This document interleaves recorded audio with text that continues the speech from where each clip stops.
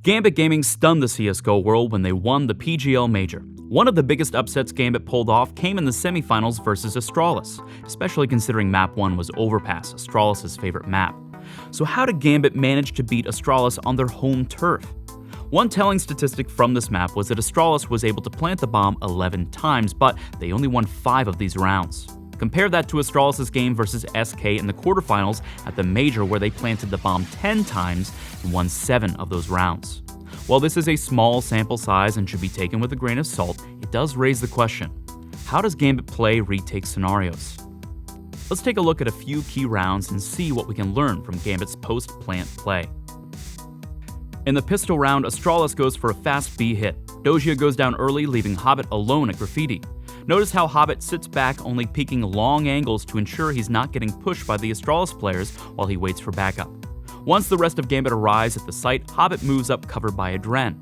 Watch how Gambit takes the fight from a distance, where their USPs can one-tap the Astralis players with a headshot, but out of one-hit range from the terrorist Glocks. Hobbit initially serves as a distraction, allowing Adren to line up headshots. Once Hobbit moves into water, Astralis shifts their focus on Adren, giving Hobbit the opportunity to flank from barrel side. Look at how all 4 of the Gambit players commit to the retake together. This is solid fundamental CS, and Gambit easily takes the round. In round 6, we see a 2 vs 2 post-plant scenario facing Gambit. Both Adren and Mo are backed by Heaven. Mo holds the angle from the high ground while Adren creeps out by Cement.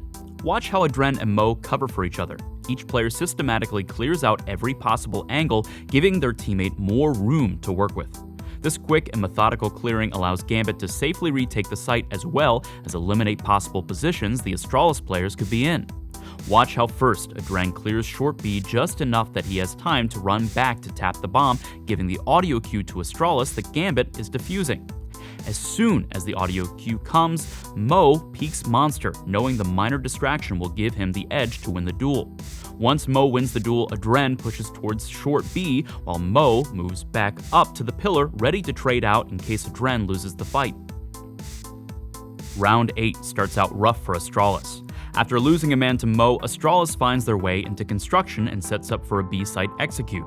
The moment Hobbit and Dogia see the smoke grenades coming in, they respond with their own counter nades.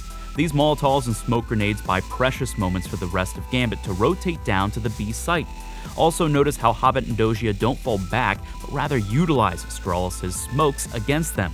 The wall of smokes Astralis laid down allows Hobbit and Dogia to maintain some map control on B site.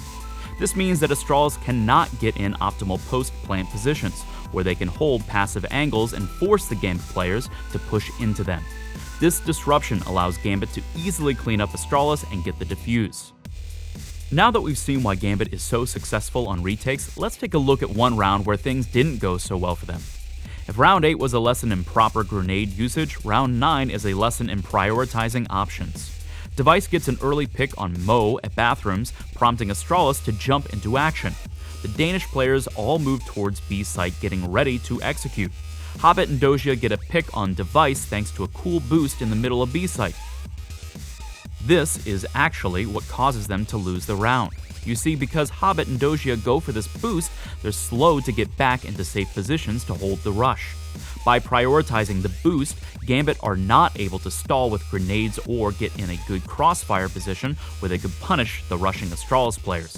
Astralis hits the site, easily cleaning up Hobbit and Dogia. With 3 players down, Zeus and Adren are forced to back off and save. Despite the small error, Gambit was still able to defeat Astralis on Overpass, thanks to racking up so many CT side rounds.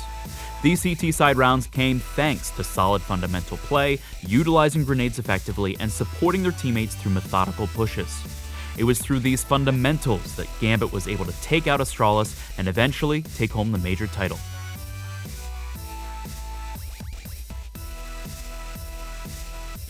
For more CSGO interviews and analysis, subscribe to our channel. You can also find stats, discussions, and more on our website and mobile app at blitzesports.com.